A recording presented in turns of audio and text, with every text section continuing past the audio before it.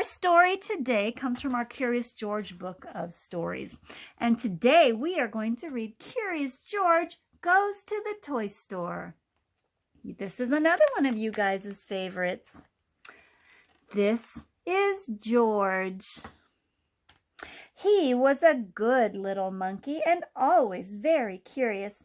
Today was the opening of a brand new toy store. Toy Store, not Toy Story. That's a Disney movie. George and the man with the yellow hat did not want to be late. There's the picture. See if you can get it all in there. When they arrived, the line to go inside wound all the way around the corner. When a line is this long, it's not easy for a little monkey to be patient. George sneaked through the crowd. All he wanted to do was peek inside. There's the picture. George got to the door just as the owner opened it. "This is no place for a monkey," she said. But George, he was so excited, he was already inside. There were balls and dolls, bicycles and games, and they filled the shelves.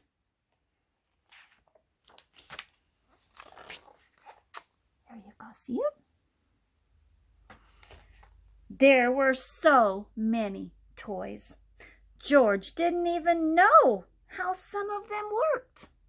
Like that yo-yo, for example, or the slinky, or the checkers.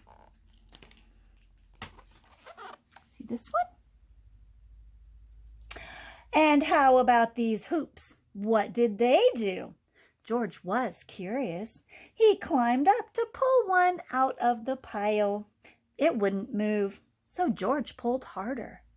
Still, it wouldn't move. George pulled with all fours.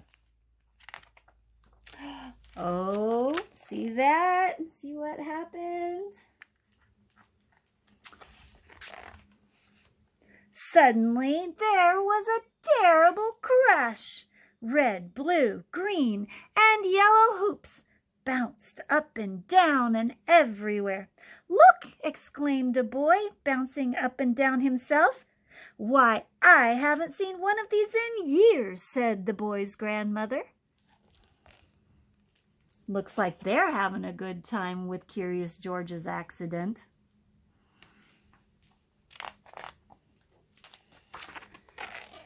She put the hoop around her waist and she gave it a spin. George tried to hula hoop too. Then George pretended to be a wheel.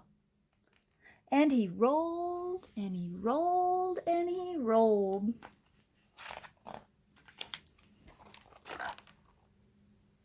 Oops! He rolled right into the owner. The owner shook her head. "I knew you were trouble," she said. "Now you've made a mess of my new store." Again, she tried to stop George.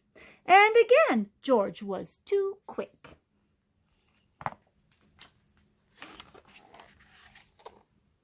See it?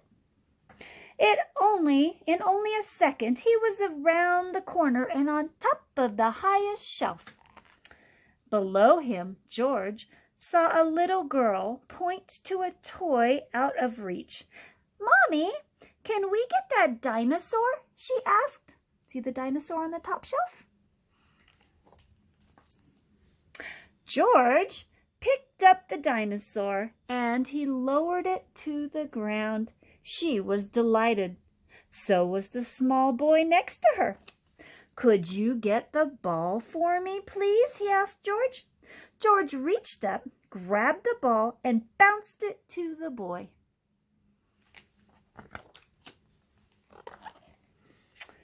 "May I have that puppet way over there?" asked the girl. How lucky that George was a monkey. He swung off the shelf, hung onto a light, picked up the puppet, and put it right into her hands.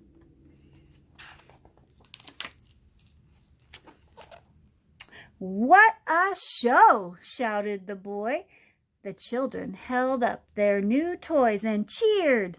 What a commotion!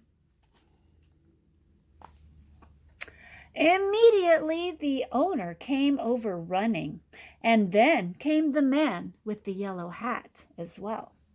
"I think we've had enough monkey business for one day," the owner frowned. Can you make a frowny face?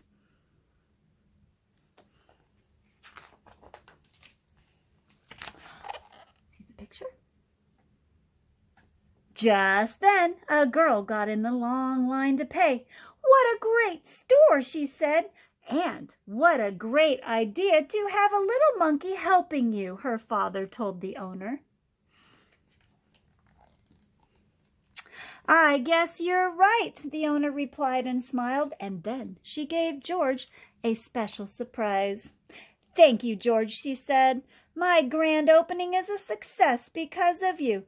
Perhaps monkey business is the best business of all." And that is the end of Curious George. Oh, here I am under the book. See me? Miss Rynette's silly. I know. You all know Miss Rynette's silly. Oh, you know what? We have another friend who wants to say hello. Let's see. Who do I have here? It's Miss Rynette's kitty cat. This is my kitty cat, Jazzy. You've heard me talk about Jazzy, too. Say hi, Jazzy. Say hi. Hi, Blue Room. And hi, Grow to Know friends. Jazzy's a snuggly kitty, and she loves to lay on my lap, and I think she heard me talking and reading you a story, and she was jealous and wanted to come snuggle with Miss Rynette. Say bye, Jazzy. Bye. All right, Blue Room friends and Grow to Know friends, I will see you on the next story time with Miss Rynette. Have a wonderful, fabulously beautiful day.